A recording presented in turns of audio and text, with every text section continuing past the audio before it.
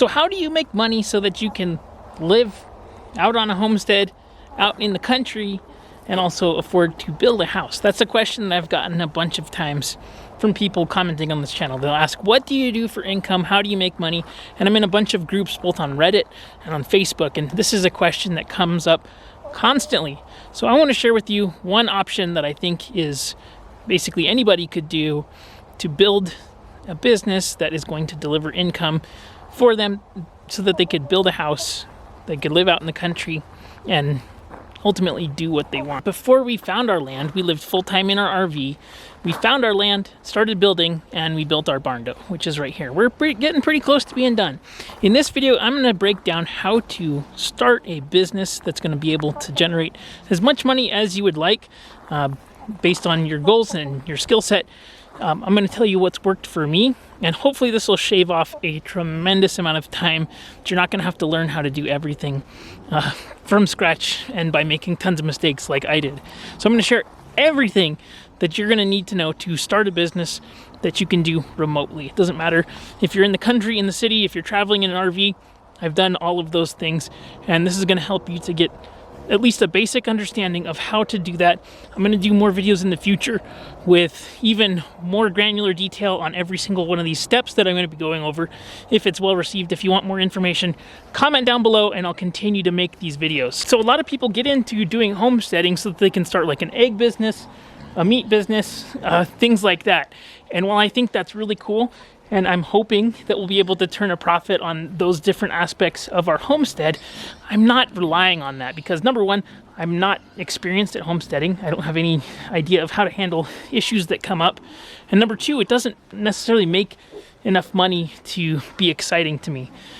What I mean by that is if you listen to people like Joel Salatin and other homesteading type people, when they say to go and start a business, you can make, $2,000 per tractor, doing chickens and meat birds. And I think that's awesome because for a lot of people, that's a good amount of money. But for me, I would like to make more money. I would like to work less and also have a business that I can be, freedom to move around as well as, set my own schedule and work how I want to and when I want to. So just to be clear, I'm not a millionaire. The business that I have generates multiple six figures per year, hoping to crack seven figures this year, and I'm on track to do so. We'll see how that goes as things happen, right? You never know. But really, the thing that I'm most excited about this type of business that I'm talking about is you can work as much or as little as you want to. You do have to be good at what you do. That is a big caveat. You need to know what you're doing. If you don't know what you're doing, I'm not saying this is like a magic pill. You have to learn how to provide a service that is valuable to an audience. And that's really what it comes down to. So I've broken this down into really 5 specific steps. And here's what those steps are. So I'm going to break down each one of these segments here. I'm going to label the chapters. You're going to probably want to save this video and go refer back to it. Again, I'm going to be doing more in-depth videos in the future here. So if you want to learn more about this, comment down below and I'll be sure to send you a notification when it's updated. Part number 1 is to find a remote service that is valuable, that you can learn or that you already know, that's going to be something you can charge for. For me, I run Google ads for local businesses. That's very, very niche. I can tell you more about that when we're talking about that, but you just want to find one service that you can offer that is valuable, and hopefully you can do it on a recurring basis. So it's something that you don't just sell one time, but you build up a customer base and you charge them on a monthly basis. That's important. Recurring revenue, in my opinion, is better than one-time revenue. Although there are people that do project work, and I've done that too. Once you find that product or service, step 2 is to get good at it, to get really, really good at it and understand the pain points and the problems that you solve and be able to communicate those things in a way that offers value to a specific audience. Next, you're going to want to pick a niche that you're going to target, and it's going to be very specific. The more specific that you can get, the better, and we'll talk about why that is. After you pick that out, you need to know what your offer is going to be and what that's going to look like. And I'll explain that to you in greater detail. But it's very, very important that you nail down what your value proposition is and what that offer is so that you can sell your services and get as much money as possible for them, because that's the goal and benefit of creating your business. You're going to want to get paid for it, because if you do it well, you're going to provide value, and so you want to get paid for it. Finally, once you have all of those things figured out, you're going to generate traffic and sell your services. And it's really that simple. 5 different steps. At the end of this video, I'm going to give you 3 books that if you read these 3 books, implement the things that they say in them, you will be able to build a profitable business. As for me, I'm not trying to sell you anything here. There's nothing to sell. I'm just trying to help you. If you find that this is something that you want to do, awesome. If you find that you want to do other things, you want to do, if you're like, for example, skilled labor, you know how to do electrical or plumbing, or know how to operate heavy machinery, those kinds of things, those skills are extremely valuable, and you can sell those things as a service. And so you don't necessarily need to reinvent the wheel here. The things that I like about this business and the stuff that I'm going to be talking about is that you have the freedom of location. You can set your own schedule. You can increase the number of clients you have. You can decrease the number of clients you have. You can charge whatever you want to, assuming people will pay it. And you can build a business that you want to. These steps that I'm sharing with you, it took me a long time to develop this skill set so that I could grow this business. And I'm not saying that it's going to happen overnight. And I'm going to give you some options that if you don't know what to do, it's totally okay to go out and get a job. There's tons of remote work that's entry level and things. But if you're trying to figure out what you want to do and what business to go into and things like that, I think this is going to be very, very helpful for you. I'll just give you some background. So back when I started out of high school, I went to college, the Great Recession happened. I was trying to become a real estate investor, and that did not go well. So I read a book called The 4-Hour Workweek, and that motivated me to learn how to do internet marketing. Was what it was called at the time. And I took on literally every potential job that I could when it came to internet marketing. I was working for a bike shop at the time, living on a sailboat, pretty much like a homeless bum. And I was doing Facebook ads and running the Facebook page for that bike shop. And I remember the first time I had somebody come into the bike shop and they said, "Yeah, I saw your Facebook post and I wanted to stop by." It was awesome because I knew that if I could basically take attention and turn it into customers, that was a really, really valuable thing. And so from there, I've done basically everything inside of digital marketing. I took on as much work as possible and tried every single thing. I found that I really like running ads because I'm analytical, I'm not as creative, and so I'm really good at placing ads. What I do is called media buying. And so I run ads for local businesses. I chose local businesses for a few reasons that we'll go into. But you could run ads for any kinds of businesses. You could do social media management. You could do email marketing. You could do copywriting. You could do graphic design. You could do web design. There are endless amounts of opportunities, and it's going to depend on what you like to do, what you're good at, and the kinds of people that you want to work with. Now that brings me to the next thing that I'm thinking about, which is what do you need to run a business on the internet? It's really, really simple. You need a computer, you need an internet connection, and you need a way to collect payments. Stripe is my favorite tool for that because it's a way to collect payments. It has checkout pages. If you have a Stripe account, you don't even need to have a website, so you can get started for really, really cheap. In fact, I think having saying, I need to build a website, and I need to build social content, and I need to build all these things. If you have a product or a service that is valuable, you will be able to sell that and charge for it. And proving the concept of your business is more important than doing all of that background work of having a website, having, all of the stuff that you build to support your business, which I do think is important. But number one, you need to make sure that people will pay for it, and that it is a service that you can offer and execute for any group of people. So as long as I have my computer, I have an internet connection, and my Stripe account, I'm good. I can have a business that I run from anywhere in the world, essentially. So let's talk about step number one. You need to pick a product to offer to an audience. Okay, we're going to talk about picking an audience first. But number one, pick one thing that you're going to be offering. So if you think about, I think solving problems for small businesses is probably one of the easiest ways to start. So when it comes to trying to find an idea that you could do and offer as a product or service for a small business, or even medium-sized business or large business, think about what is it that people need and want on a daily basis. What are the jobs that people are hiring for? I think even trying to find jobs like social media manager, community manager, email writer, email list manager, there's just so much opportunity out there. Right now is literally the best time ever in history to start a business. And there are just so many things that you can do. I'll post a link down below with a list of ideas of different businesses and services that you could offer, but it's literally endless, and there's just so much need. If you think about a small business owner, they're overwhelmed constantly. A lot of the things that they do when it comes to marketing their products and services, they just don't have the time to do it. And so if you can show up, provide a done-for-you service that offers a benefit that helps to grow their business, you're going to be able to create a lot of value out of that, and you're going to be able to sell that service typically on a monthly retainer basis. I like to sell products and services that are on a retainer basis, meaning that people pay me over and over again, so that when I acquire a customer, I'm able to build a relationship with them, and that usually lasts a really long time. That helps me to create stable income that comes in every single month.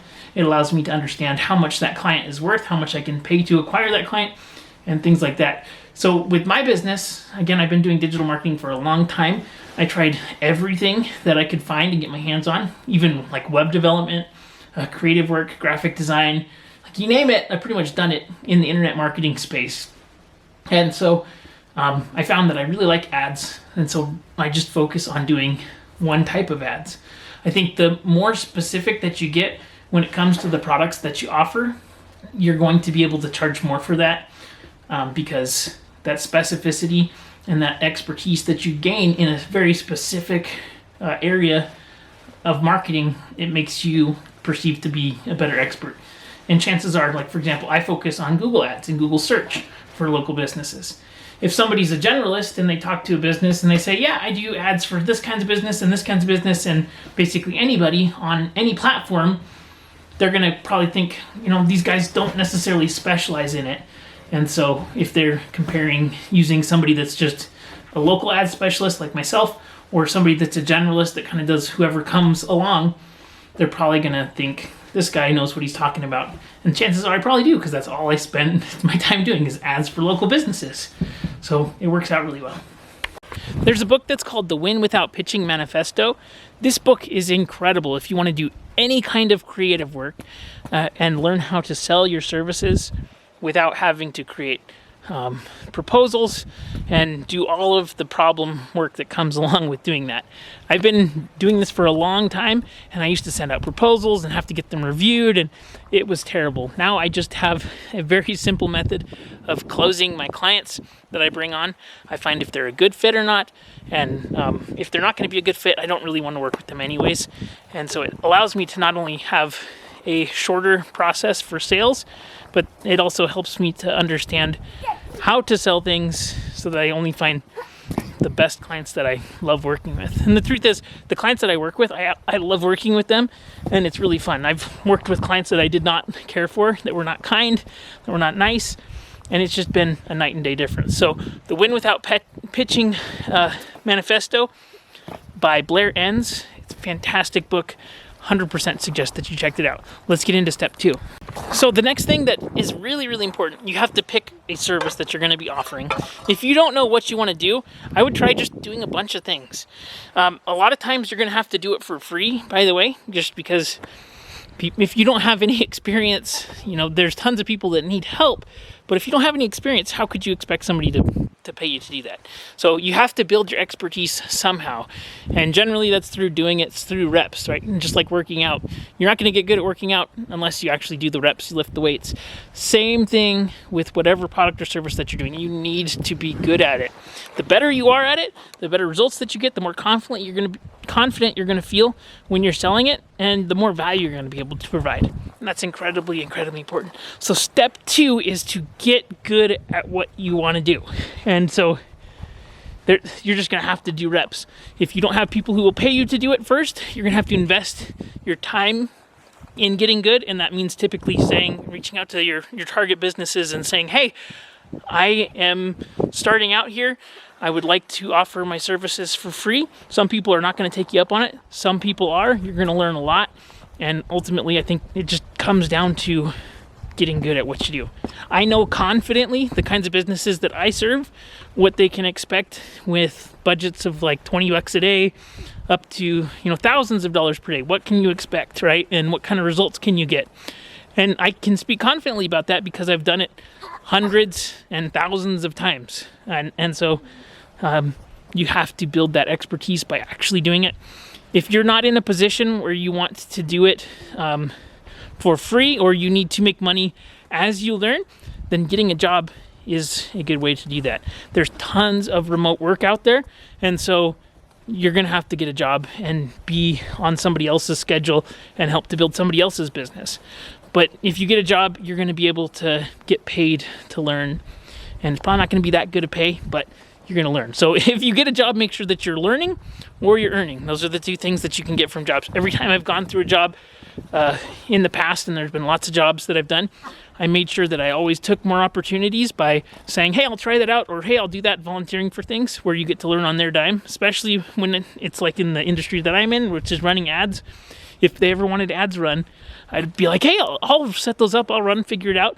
And ultimately I got to learn how to run ads on somebody else's dime, which was valuable to me. Even though I wasn't getting paid as much as I'd like to, I was getting experience. When it comes to learning by how to do anything, by the way, YouTube is like the best free college that there is, okay? You can learn how to do anything. Start watching videos, start learning. And YouTube wasn't out when I was in high school.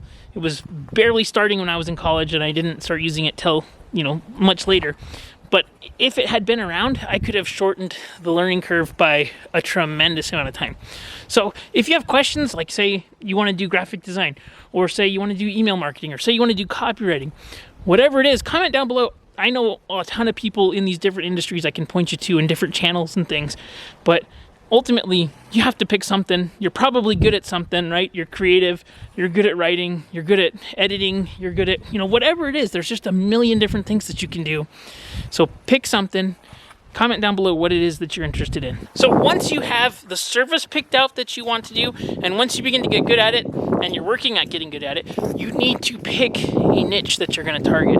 The reason why you need to pick a niche, and that is going to be a specific client type that you're going to be servicing and providing service to, is because if your clientele is everyone, you're not going to be able to create an effective offer, okay? That sounds counterintuitive, but this is incredibly important. It's something that took me forever to learn. Let me explain. Right now, the current niche that I service is actually veterinarians. It's very, very specific.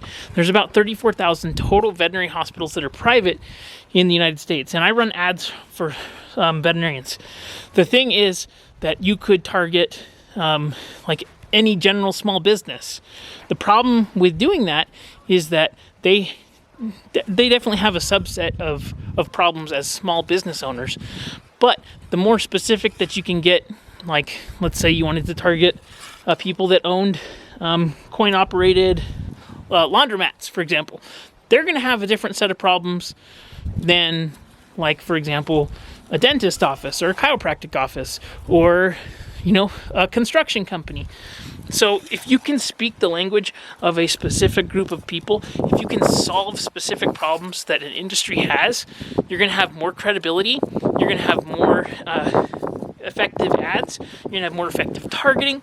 Everything is going to be more effective for that group of people. So when I create content, or when I'm trying to attract new veterinary hospitals, and I'm, let's say, doing a presentation where they've said, hey, I want to get ads from you. When I'm talking to them, I know what problems they have, I know what kind of language to use, and I'm able to solve their problems with a high level of certainty, and that confidence comes across because I know that I can execute for this group of people, and that comes into higher close rates. I get to keep my clients for longer, and I just love working with them, so it's been really, really effective. I think a problem that people make, especially when they're starting out, is they're desperate for any kinds of clients that they can bring in. And as a result, they just take anybody. The results usually aren't that great, and they kind of stumble and waffle and have difficulty. So find a niche and find a problem that they have and solve that problem. Let's say, for example, you wanted to target people that own RV parks, okay? As an example. they're going to have very specific problems, very specific issues when it comes to their different services that they need, that you could offer in terms of marketing services or business services or online services, okay?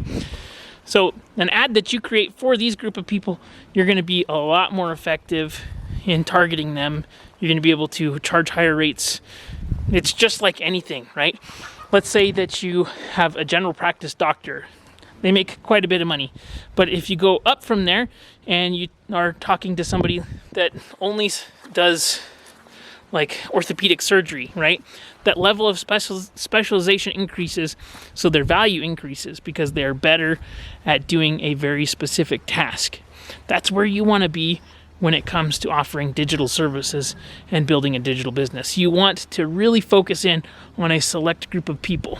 So having a select group of people that you're going to be targeting is going to be beneficial because then you're going to be able to create an offer. You're going to know generally how much they have to spend to solve problems. For example, if you're targeting dental hospitals or dentists and you're going to help them to do social media that brings in new customers, that's generally very, very attractive to them, because if you have something that works and you are able to prove that it works, you're going to be able to generate them lots of revenue, which makes you very, very valuable. Okay? So you want to create an offer that is, there's two types of offers when it comes to building a digital marketing or online business like this. You have a productized offer, which is something that you duplicate over and over again for the same type of business. Or you have custom offers, which is like project work. There's two different kinds of models. I've done both, and let me tell you what I like best about each. So let's start off with project work. And project work is cool because you can typically charge higher prices. It's custom. You need fewer clients, and you get to charge higher prices typically. So for example, let's say you went out and you were going to create custom marketing funnels and custom products and custom services for, let's say, a chiropractor. And you're going to build it all around their content, around the personality of the person that owned the practice. And since it's more custom, you're not able to duplicate that for every single location. You're able to put more time into it. It's going to cost more money, right? So with something like that, you need fewer clients. The only problem with that is that the work that you're doing, you have to constantly be putting your time, energy, and resources into providing that service for people. And so while you get to charge more, and you're still trading your time for dollars. And so it's a lot more in terms of time consumption. It's a lot more time involved in providing those services. And I think especially when you're starting out, I think that that's great because you're able to really hone your craft and put in the work that it takes to get good at doing whatever your online service is. And so you get to communicate a lot more with clients, you get to just learn a lot more and do a lot more and make money as you're learning. So for that reason, I think that project work is good, especially when you're starting out, or if you can just raise your prices so much because your time is limited, especially if you're getting more and more clients, you can continue to raise your prices to ridiculous amounts so that when somebody says like, hey, I would love for you to build my funnel, if you have results and testimonials and everything in place, you're able to say, sure, I'll do it, but I'm so busy right now I could only afford to do it if you paid me $25,000 or whatever the number is, right? And again, that's going to be determined on what your demand is on your time and things, right? So I think that that's a great place to start out. The thing that I like about doing productized offering is that I can take the work that I do for one veterinary hospital and I can scale it across the country, right? Because veterinary hospitals are generally the same from location to location. They're just in a different spot. And so I can take the work that I've done and then I can offer it as something that's more productized and has a very specific benefit. But there's a known input that I have. I've already created it and I can reuse it over and over again because I have that specialized knowledge. So for me, I have a productized offering that I charge a monthly recurring fee. It is a flat fee. I do that for a few reasons. Number one, it's easy to do billing. I don't have to follow up and do custom invoicing. I know that I don't like doing invoicing. I hate that kind of stuff. And so it's very simple for me to, number one, have a very specific offer that provides value to a large group of my niche. I know how much they're willing to pay for it. I know how much work goes into it, and I can control and scale those things. If ever I need to, if I get too busy, I can raise prices. I can decrease the number of clients that I take on. I can increase the number of clients I take on. I can hire people to do that job specifically. And there's just a bunch of things that I like about productized offerings that helps you to scale and creates a lot more time freedom and things like that. I'm not saying that custom project work is not valuable. I definitely still do custom project work based on what my schedule allows for. It also helps me to keep my skills sharp and things. But generally, I like to do stuff that I've proven and tested and really built a lot of expertise in and a lot of specific value in. So I hope that that makes sense. So you need to have an offer that is going to appeal to your niche that you choose, and it's going to provide a tremendous amount of value. There's a book by Alex Hormozi called $100 Million Offers. Read that book. It is the best marketing book I've ever read. I've read it so many times as I was building my house. It just is incredible. It lays everything out that you're going to need to build an offer that people feel stupid saying no to. That's ultimately what it comes down to. You want to create an offer that is so good that people would feel stupid saying no to it. To define your niche and to understand what's going to provide value to them, you're going to have to understand what that is so that you can create an offer that people feel stupid saying no to. Once you get that figured out, you're going to be able to create the growth and the income that you want to. This is the fifth and final step, okay? So once you have those things figured out, ultimately becomes just a matter of driving more traffic of your target market to your offer. That's it, right? As simple as it sounds. All you have to do is figure out, how do I get people interested in my niche about my offer?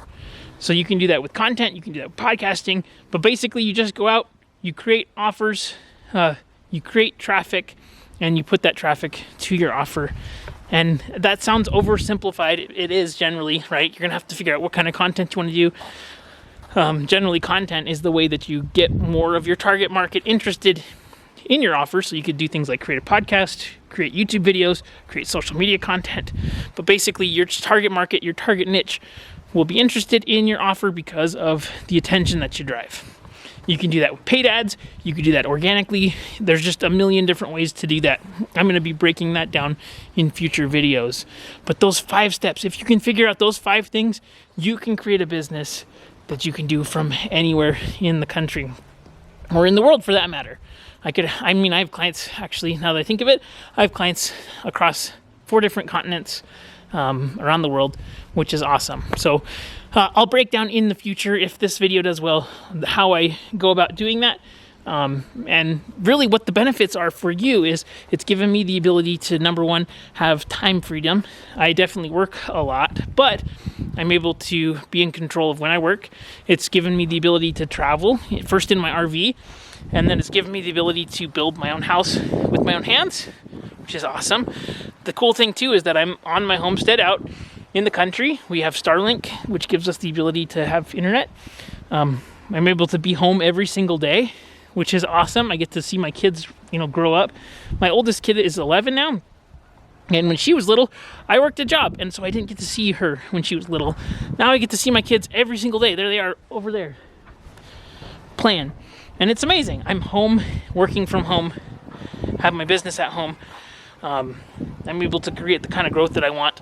And it's just wonderful. So I think overall it's a good thing. There's stress, right? But I think there is with anything. And there's just pros and cons to everything that you do. You have to figure out what's going to work best for you and hopefully try to design the business so that it supports the lifestyle that you want. Because ultimately, when we're building our home and our Barndo, we want to be able to have a specific kind of lifestyle that we're able to have more freedom. And so hopefully that's what our business does and provides for us. So if you have questions, be sure to comment down below. I really appreciate you taking the time to watch. Consider subscribing if you're into this kind of content. We talk about homesteading, building a Barndo, and how to make money while doing those things. So have a great day. See you on the next video.